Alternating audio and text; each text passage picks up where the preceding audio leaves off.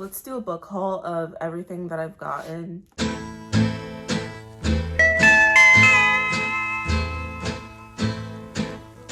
I can settle down and be doing just fine till I hear an old freight rolling down the line.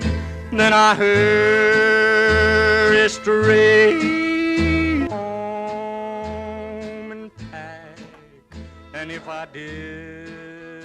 First, we have Disaster Capitalism by Anthony Lowenstein. Best-selling journalist Anthony Lowenstein travels across Afghanistan, Pakistan, Haiti, Papua New Guinea, the United States, Britain, Greece, and Australia to witness the reality of disaster capitalism. He discovers how companies such as G4S, Serico, and Halliburton cash in organized misery in a hidden world of privatized detention centers, militarized private security, aid profiteering, and destructive mining.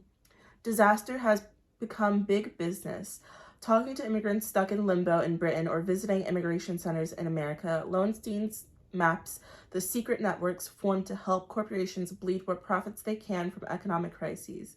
He debates with Western contractors in Afghanistan, meets the locals in post-earthquake Haiti, and in Greece finds a country at the mercy of vulture profiteers. In Papua New Guinea, he sees a local community forced to rebel against predatory resource companies and NGOs. What emerges through Lowenstein's reporting is a dark history of multinational corporations that, with the aid of media and political elites, have grown more powerful than national governments. In the 21st century, the vulnerable have become the world's most valuable commodity. Excited to start this. Got a quote from Noam Chomsky. I'm not familiar with this author, but I just noticed that it has a quote from Naomi Klein, and I have one of her books. To educate myself on Palestine, I'm reading some of the work from Edward Said, who wrote the textbook on Orientalism. This original and deeply provocative book was the first to make Palestine the subject of serious debate, one that is now more critical than ever. With the rigorous scholarship that he brought to his influential Orientalism and an exile's passion, he is Palestinian by birth and has been a member of the Palestine National Council. Edward Said traces the fatal collision between two peoples in the Middle East and its repercussions in the lives of both the occupier and the occupied, as well as in the conscience of the West. He has now updated this landmark work to portray the changed status of Palestine and its people in light of such developments and the Israeli invasion of Lebanon, the Intifada, the Gulf War, and the ongoing Middle East Peace Initiative. Jane Meyer, Dark Money. Why is America living in an age of profound and widening economic inequality? Why do billionaire candidates and contributors dominate our elections? Why have even most attempts to address climate change been defeated again and again? Why do hedge fund billionaires pay a fair lower tax rate than the middle-class workers? In a riveting and indelible feat of reporting, Jane Meyer illuminates the history of an elite cadre of plutocrats, headed by the Kochs, Scaifes, Olins, and the Bradleys, who have bankrolled a systemic plan to fundamentally alter the American political system. Meyer traces a Byzantine trail of billions of dollars spent by a network, revealing a staggering conglomeration of think tanks, academic institutes, media groups, courthouses, and government allies that have fallen under the sphere of influence. Drawing from hundreds of exclusive interviews as well as extensive scrutiny of public records, private papers, and court proceedings, Meyer provides vivid portraits of the secretive figures behind the new American oligarchy and a searing look at the carefully concealed agendas steering the nation. Dark Money is an essential book for anyone who cares about the future of American democracy. Cigarette, I just started this. Part of the reason I was interested in it is because I have family from North Carolina, and this is about the development of farmer co-ops and, you know, talking about how they were exclusionary to Black farmers. For example, the auction sites where Black farmers would go to sell their cotton, buyers would underbid and say, oh, your cotton's damaged, it's not good quality, whatever, which took away economic power from the Black sharecroppers. I misspoke. I said sharecroppers before. They are most often, or I said farmers earlier, but they're more often sharecroppers. But this is more just about white farmers. That was just a little insight of North Carolina and Black history there. It's like one of the main states that produce tobacco in the U.S. And something actually it relates to the Middle East. Camel cigarettes.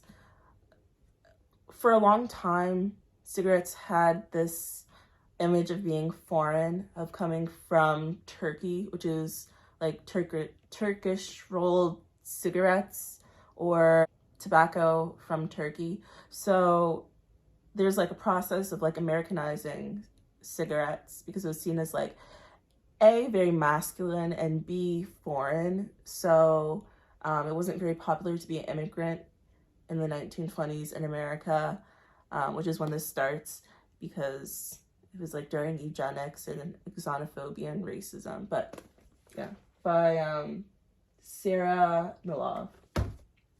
The Coming Insurrection.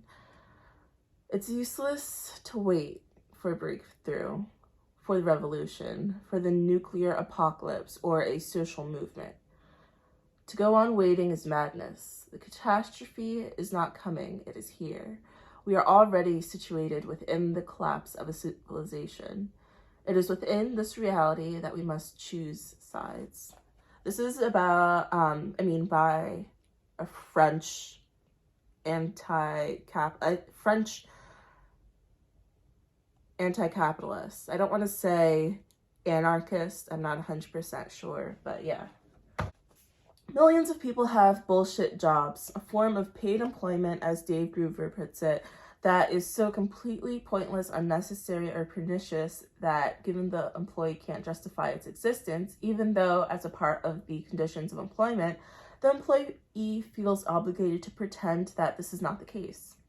Take these characters as representative: an unqualified IT consultant who, despite his best efforts to get fired, continues to get promoted.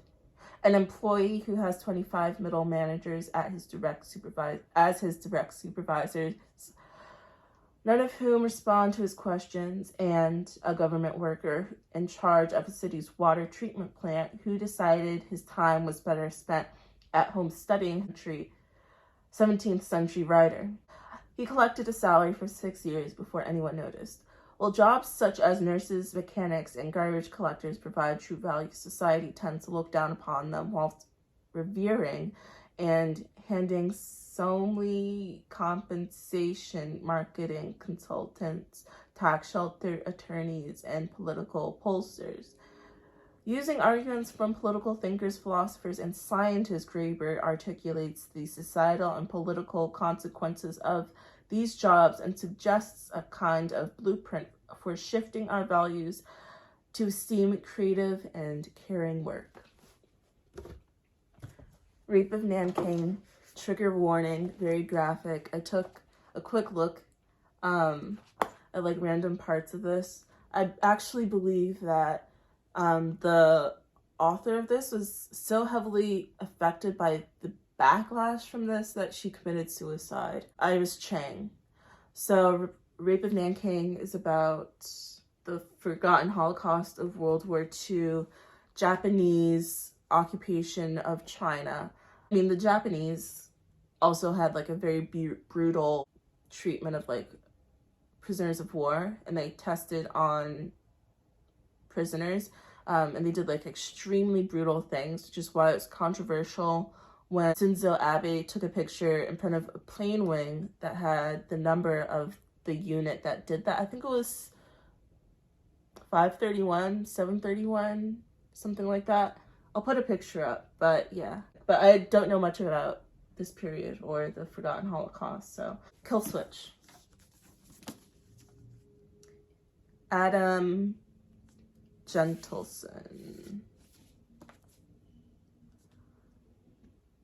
Taking us into the Capitol Hill backrooms where the institution's decline is most evident, Gentleson shows that many of the greatest challenges of our era, partisan polarization, dark money, and media culture, built on manufactured outrage, coverage within the Senate. Even as he charts the larger forces that have shaped institutions where he has served, Jellison offers an incisive portraits of powerful senators who laid the foundation for the moderate Senate. From Calhoun to McConnell to LBJ's mentor, Richard Russell, the unapologetic racist Jesse Helms. The essential revelatory investigation Kill Switch ultimately makes clear that unless we ultimately and drastically reform the Senate's rules and practices, starting with the filibuster, we face the prospect of permanent minority rule in America. White people are the minority. And break them up by Zephyr Teachout. Every facet of American life is being overtaken by big platform monopolies like Facebook, Google, Amazon, and Bayer, which has merged with the former agricultural giant Monsanto, resulting in a greater concentration of wealth and power. Resulting in the greater concentration of wealth and power than we've seen since the Gilded Age. These outsized companies are evolving into political entities that have more influence than governments, bending state and federal legislators to their will and creating arbitration courts that circumvent the U.S. judicial system. How do we get here? And how do we take our freedom back from these giants? Anti-corruption scholar and activist Zephyr Teachout has the answer. Break them up. This book is a clarion call for liberals and leftists looking to find common cause. Teachout makes a compelling case that monopolies are the root cause of many of the issues that today's progressives care about. Monopolies, irresponsible business practices, drive economic inequality, harm the planet, limit the political power of average citizens, and keep historically disenfranchised groups from improving their lives. In order to build a better future, we must remove monopolies from the private sector and create safeguards to prevent new ones from seizing power. Through expert analysis of monopolies in several sectors and their impact on courts, journalism, inequality, and politics, Break 'em Up offers a concrete path towards thwarting these enemies of working class Americans and reclaiming our democracy before it's too late. Break Them Up, this is actually a former library book from St. Louis County Library by Zephyr Teachout. Every facet of American life is being overtaken by big platform monopolies like Facebook, Google, Amazon, and Bayer, which has merged with the former agricultural giant Monsanto, resulting in a greater concentration of wealth and power than we've seen since the Gilded Age. These outsized companies are evolving into political entities that often have more influence than government, bend state and federal legislators to their will, and creating arbitration courts that circumvent the U.S. justice system. How do we get here? How can we take our freedom back from these giants? Anti-corruption scholar and activist Zephyr Teachout has the answer, break them up. This book is a clarion call for liberals and leftists. Fuck liberals. Teachout makes a compelling case that monopolies are the root cause of many Yeah. Say Nothing. Chuck Yarlaw. This is a book from Northern Ireland about the Troubles. In December 1972, Jean McConville, the 38-year-old mother of 10, was dragged from her home in Belfast by masked intruders, her children clinging to her legs. They never saw her again. Everyone in the neighborhood knew the IRA was responsible. But in the climate of fear and paranoia, no one was able to speak of it. Patrick Radden Keefe's mesmerizing book is The Bitter Conflict in Northern Ireland, and its aftermath uses the McConville case as his starting point for the tale of a society wrecked by violent guerrilla war, a war whose consequences have never been reckoned with, from radical and impetuous IRA terrorists such as Dolores Price, who was planting bombs and targeting informers when she was barely out of her teens. I don't see anything wrong with what Dolores Price did. To the spy games and the dirty schemes of the British Army, to Gary Adams, who negotiated the peace but betrayed his hardcore comrades by denying his IRA past. Say Nothing conjures a world of passion, betrayal, vengeance, and anguish. It seems like it's written from a liberal perspective. Shock Doctrine by Naomi Klein. Now, this is a little controversial because while she does mention Palestine in this book, she ran with the narrative that Zionists put forth, that October 7th was this terrorist attack out of the blue, and she was just so heartfelt. She was just so heartsick for the Israeli people, and oh yeah, I guess there's some brown people over there, but too bad for them. It was so flattering towards the Zionist narrative that the author, Rafat al-Rad, al-Ra'ad, tweeted at her saying, I'll just put the tweet up. He tweeted at her. He was killed because of an airstrike, because of the occupier forces. So, yeah, the author isn't a good person, but it's kind of a good book.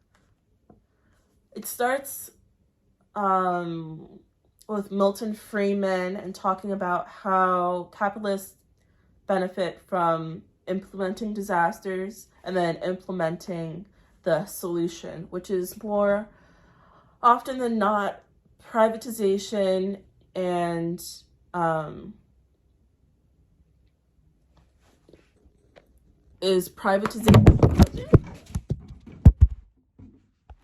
Edward Said, Palestinian writer, wrote the textbook on Orientalism.